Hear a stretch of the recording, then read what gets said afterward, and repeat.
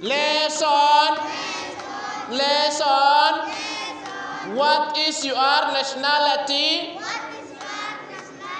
What is your nationality?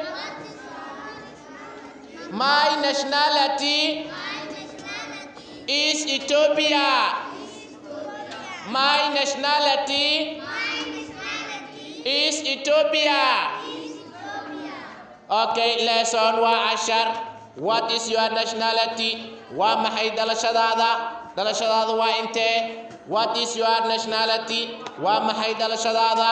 My nationality دلشديدا is Ethiopia. Ethiopia. What is your nationality? ومحي دلشدادا. What is your nationality? ومحي دلشدادا.